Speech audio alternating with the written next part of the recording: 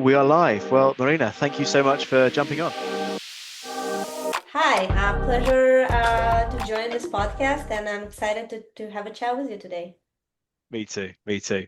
So, appreciate you're very, very busy, and I would have done you an introduction there that the listeners would have heard, but it wouldn't have done it justice. So, I think it's always good to, I guess, get your brief introduction of your background out in the open.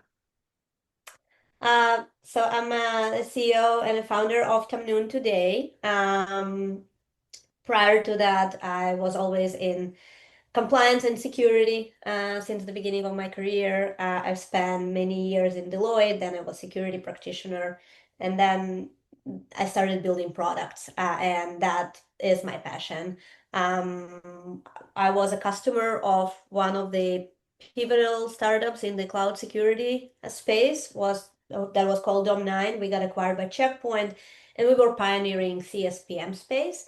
And since those days, I've been passionate about solving cloud security problems. Nice. Okay, cool. And so, I guess with all that in mind, with Tamnoon, what was the sort of the light bulb or the aha moment that motivated you to get Tamnoon off the ground? Um, So building products in the space, I was always trying to make the people process side to be more aligned with the technology that we are building. And this is the most challenging part. You can build whatever product you want. You can build the technology that does all the magic in the world, but unless in the large enterprise you don't get the process and the people side of the triangle right, chances are that the technology will not be adopted. The aha moment was when we analyzed data about automations that customers were executing, and we figured that no one was using a very cool feature that we released. There were users who were using it and turning it off.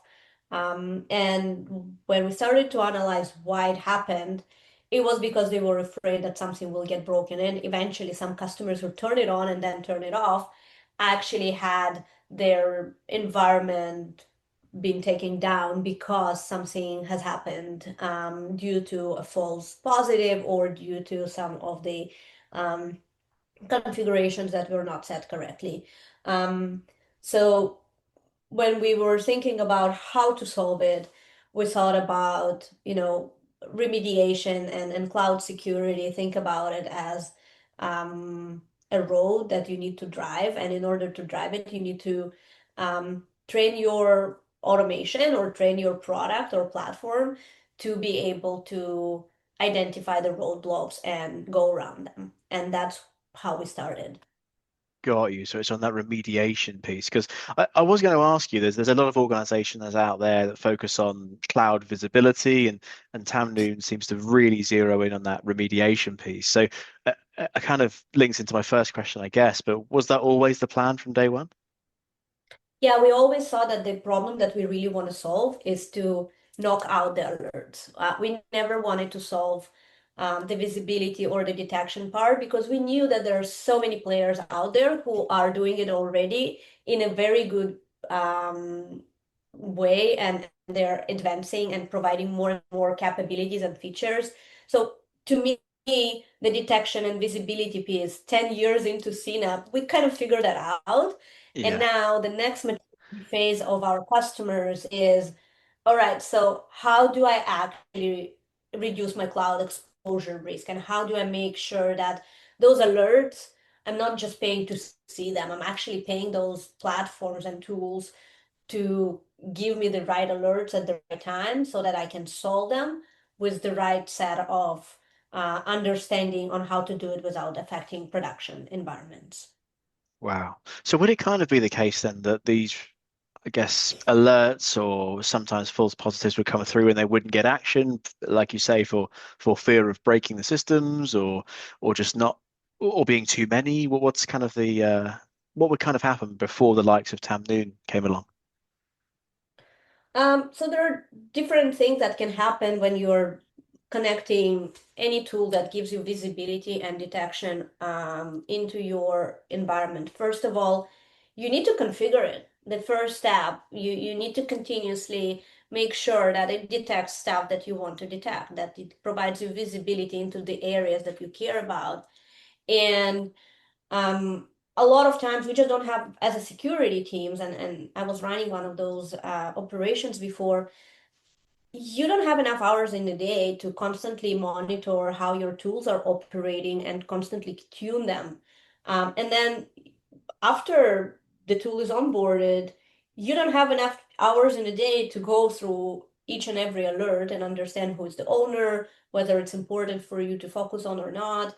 Um, Maybe it's a false positive, and then how do we tune the rule to make it less noisy or to become more true of a true positive for your environment. So there is a lot of effort that comes into making this whole technology operate based on the context of your specific environment and provide you the feedback that you actually need to be getting.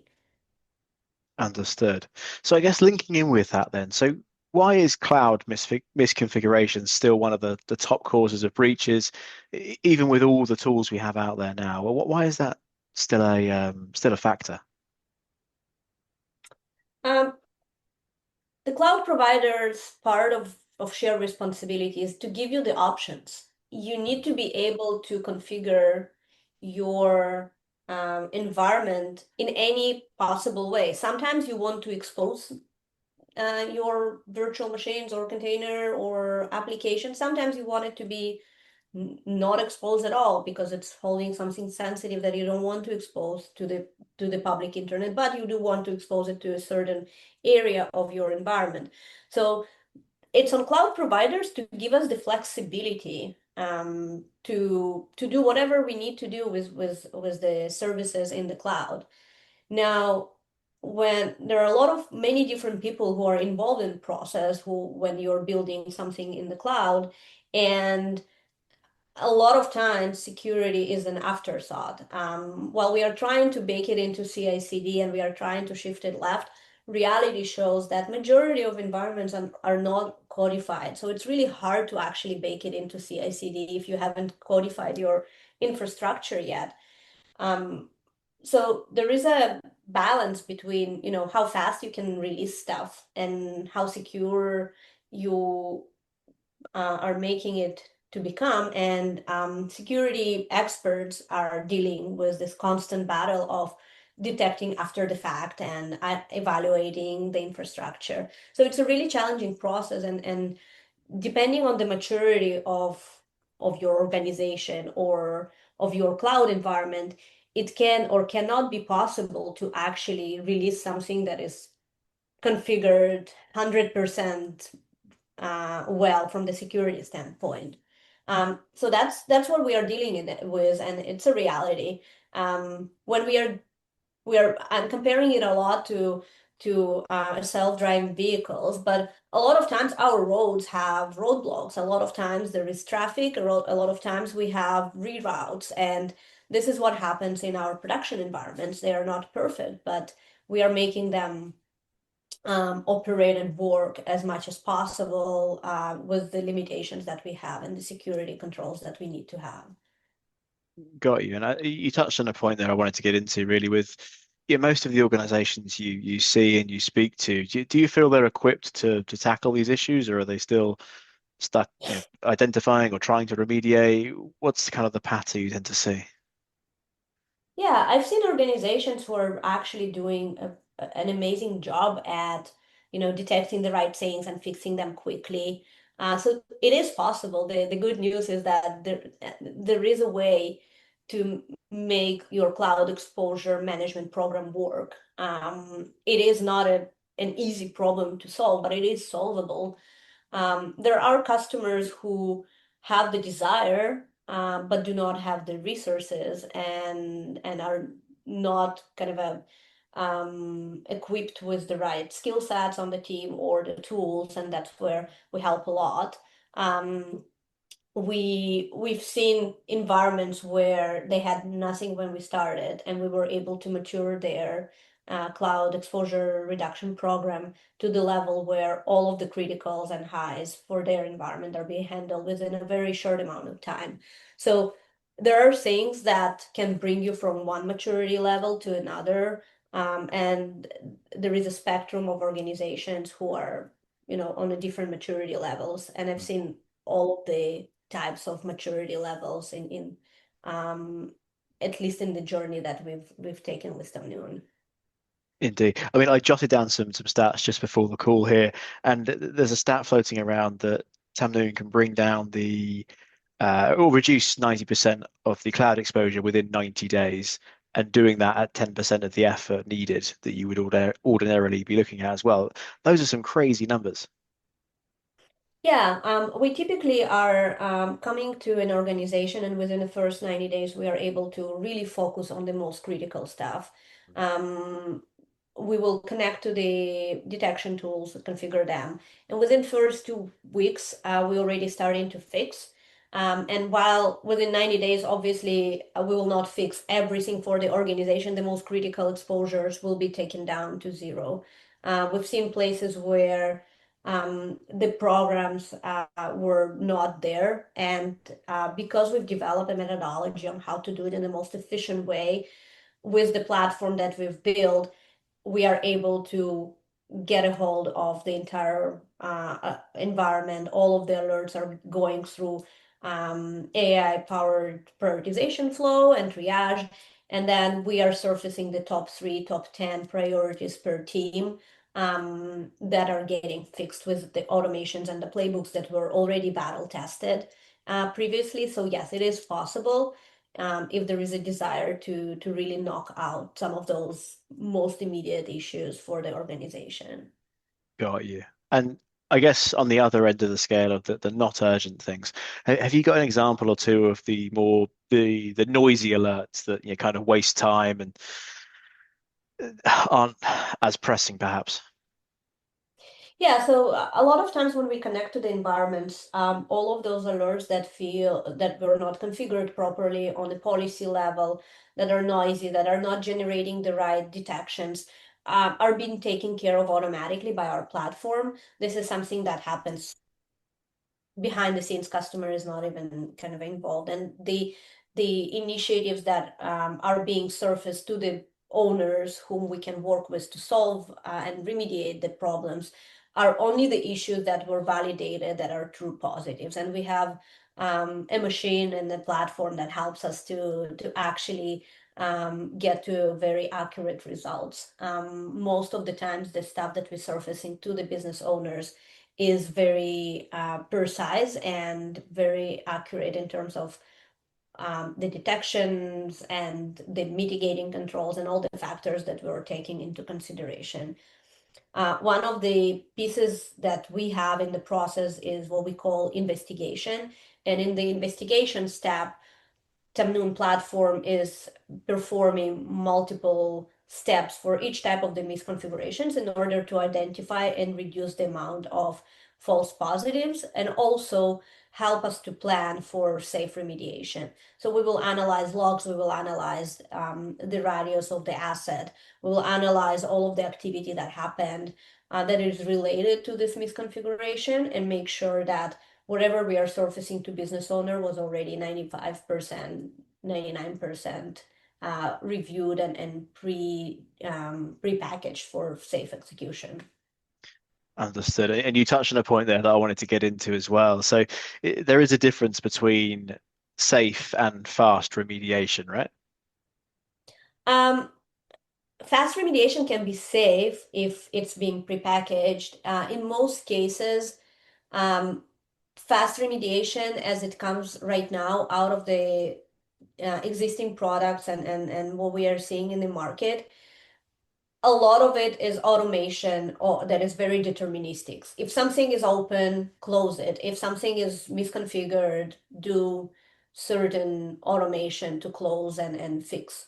The problem with that is that a lot of times different types of assets that are used differently, that are being configured in a certain way with auto scaling, sometimes with assets that are communicating with them on occasional basis and so on. A lot of times you need different flows for different scenarios in your environment that are not deterministic. And that's what fast or automatic flow Mhm. is lacking right now. Yes, you can create some more complex flow and involve human input and feedback, but in most cases, the very simplistic way of us remediating that we offer today to the market is not helpful because in a lot of cases it can break stuff in production. Therefore, the approach that we've taken is to train the remediation and investigation flows on real life executions to mimic what humans were doing in the past in order to recommend how to remediate that in the most efficient, safe for execution, and scalable way. Understood. So over automating can actually cause more issues in, especially in the cloud environments. Exactly, because of the complexity of our environments and because automations are typically taking into consideration a very simple and standard way of deployment. A lot of times, most of organizations, they are not using standard deployment ways and they are making changes on the go. So you do need to adopt your remediation flows to what you're seeing in actual environment. Understood. And I wonder, have you got an example maybe of where Tamnoon have helped reduce a security backlog that was just previously totally unmanageable? Yeah, we multiple examples, tons of examples every day. Only yesterday, the team was working with a customer who had um, a very noisy policy set, and they had close to 1 million alerts. Out of them, 35% were caused by three policies. So imagine that 350K of your alerts are being caused by three types of policies that were just Wow. misconfigured entirely, that were asking for you to have um, some monitoring tool installed on your VMs, and this monitoring tool was not even there at the first place. They were not using it. So those examples are very easy to knock out. We have a very well-trained platform that identifies those cases immediately. Another example is where we've seen that our customers were doing a lot of backups on their volume just because, in the past, someone set it up in their Terraform and that how it was working. A lot of those backups, first of all, they were costing them money. And second of all, they were misconfigured in some cases. So we cleaned up the entire infrastructure that they've had and redefined the way their backup strategy is working. So those are, some of the easy examples that I've just heard about from the team lately. Nice. Okay, cool. And you kind of touched on this at the top of the call here around not just a technology problem, but a people and process, um, I guess, item to tackle. So with all this in mind, did you ever run into internal teams like DevOps or AppSec, maybe resistance from these teams when suggesting these new remediation paths? Yeah, always. Imagine to make someone, the security team is in a constant struggle. We as security professionals, we need to persuade someone who is not reporting to us to do something that has nothing to do with their KPIs. And in some cases, it does if their manager added security KPIs to their goals. But it's basically, coming and asking for a favor from someone who is not reporting to you. That's how, a lot of organizations operate. So you really need to wear their shoes for a second and understand that they've been building application. They need to make sure that this application is deployed and stable in at the timeline that they committed to. And that's the only thing they care about. So considering this, what you can do for them to make it easy to deploy whatever you are asking them to deploy or change, right? So that concept of say remediation is actually coming from that specific pain because the last thing that that developer wants is to add some patch or to make changes to the infrastructure that will cause downtime or will make him or her to spend night and weekend at work instead of being with the family. Uh, so the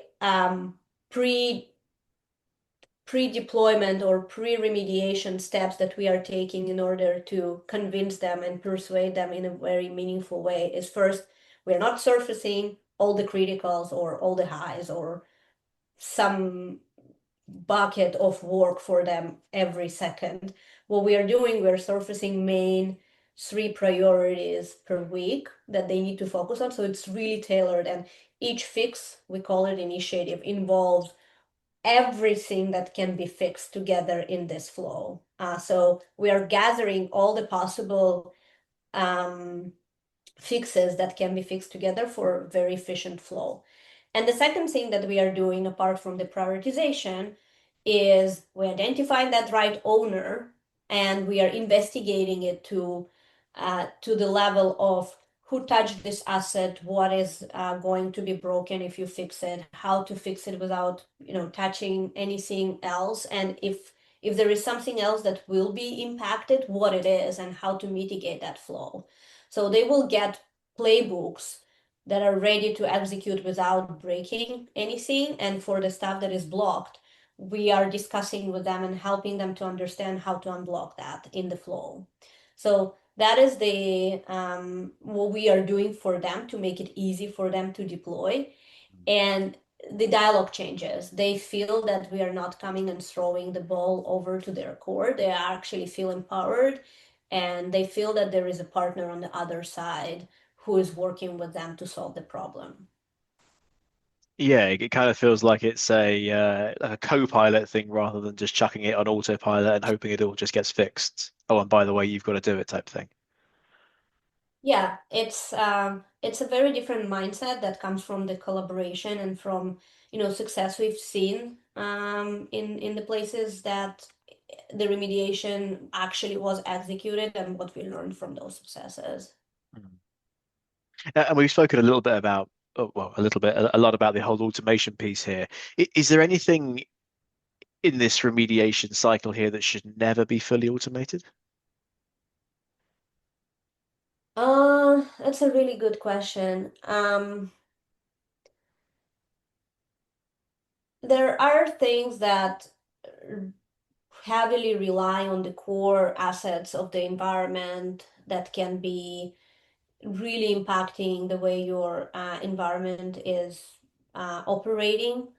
And those are the assets that, like very well connected assets like databases or security groups in the network that are connected to tons of assets. So while there is an option to remediate those automatically, we will always involve approvals and human oversight over there unless we train the model enough that it can actually drive that role that is very complicated. We haven't gotten there yet, but the models are being trained, and the moment we see that the human approval is 100% kind of approved in all of the cases that we are surfacing, then we can move to the next level of executional confidence. Right now, a lot of the remediations that we're executing, they still will involve human oversight because the environment is not fully codified and because there are dependencies of actually active assets. Understood. I got you. Okay, cool. And so what's like the typical integration path here for a customer then? So we are approaching the integrations as any platform or product. We will connect to any tools that are detecting misconfigurations. It can be CNAP, it can be CSPM, CWP, DSPM, CDR. So any platform that is looking after your cloud providers. Once we connected, we also will understand your process and connect any surrounding kind of ecosystem tools like ticketing systems, CMDB, SSO, and your cloud environments where you want us to actually execute the investigation steps and remediations. Once it's all fully connected, it's an API kind of connection, that would be pretty quick process. Then we will start mapping out your team structure, org level, so that we can surface the tickets based on the ownerships and identify some of those um, rules of operations where we will understand your vocabulary, what is your tagging policy or strategy, how do you understand the process and which ticketing flow you need to connect to based on what criteria. So once that configured, the system is going to push initiatives, and we will start kind of engaging with the business owners to validate that they're getting the right things. I got you. Okay, cool. And speaking to, security teams as we do here on a daily basis, I think I speak for many of them when they say the last thing we want is yet another dashboard to monitor and look at. But am I right in thinking that Tamnoon have a way around that? Yeah, we are not getting anyone into our dashboards. Our dashboard exists, and then there is a reporting mostly to provide a good way for the business leaders, for the cloud security leaders to understand where we are and how much risk remains to solve, and how the team on a team by team basis, the exposure reduction is being progressing. But in the end of the day, the cloud, the developers or SecOps people in the cloud, they do not need to log into Tamnoon. We are organizing and tapping into the flow that they already have, because we understand that no one wants more tools, and we are making them to stop looking at the existing tools, and only get back to their CNAP platforms as needed, because we will send them the right link to look at. So we kind of are focusing them on the things that really matters. Mhm. It sounds like the whole setup is here to enhance what you have rather than replace a tech stack that you already have existing. Absolutely. Cool.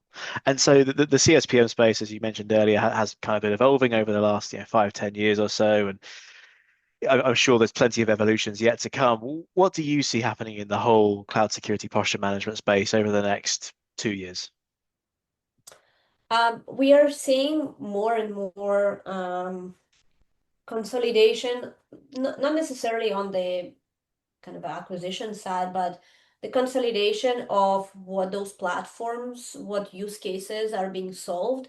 And I'm actually pretty excited by the fact that now you can see both SOC people and cloud security people operating on top of the same platform, which finally brings those teams closer together because they are using the same language, they are looking at the same dashboards, data, and using the same platform for their part of the process.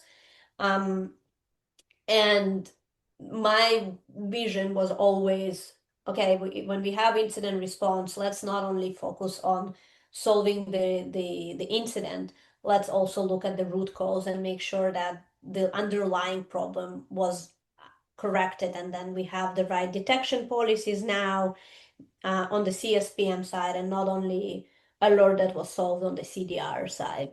So that is eventually coming together right now. And what I'm seeing is that more and more times in the process, when we are talking to cloud security people, they're actually bringing their SOC people in, which is pretty refreshing. Yeah, that's I haven't heard of a lot of organizations doing that. They tend to sort of be two camps and never speak. So that's pretty cool. I mean, it sounds like it's heading towards remediations happening so seamlessly. Do you think there will be a stage where the cloud security posture management kind of becomes invisible to the user? I hope so. I really hope so. I think that we have all the knowledge and technology right now to solve it. Um, and I think that with combining those processes and people's into the technology, and consolidating the entire flow around the incidents in the cloud, and how the assets are being configured, we can kind of create that infinite loop of, right, the issues were solved, now let's tighten my environment better. And eventually, if we are doing it enough times, we should stop seeing the alerts, right? Yeah, it sounds like it's certainly heading that way, I think. And I guess just from a more personal standpoint, what's next for Tamnoon? Products, innovations, partnerships, anything you're excited about there? So we are definitely excited about our partnerships. We are partnering with the entire ecosystem, and it's pretty amazing. The next for us is training our remediation flows and making the platform more robust. So we divided the problem into three tiers: the prioritization, the triage, and remediation. The prioritization and triage are already being developed and our customers enjoying it. And our goal is to kind of create those more and more automation flows for remediation that is um, while supervised but fully executed by Tamnoon platform. Nice. And looking forward to it. Well, watch this space, I guess, for the news coming through. But Marina, thank you so much for taking the time there. I know you're very busy, and we've touched on a number of different areas there, so there's a ton of value, I'm sure, for the listeners.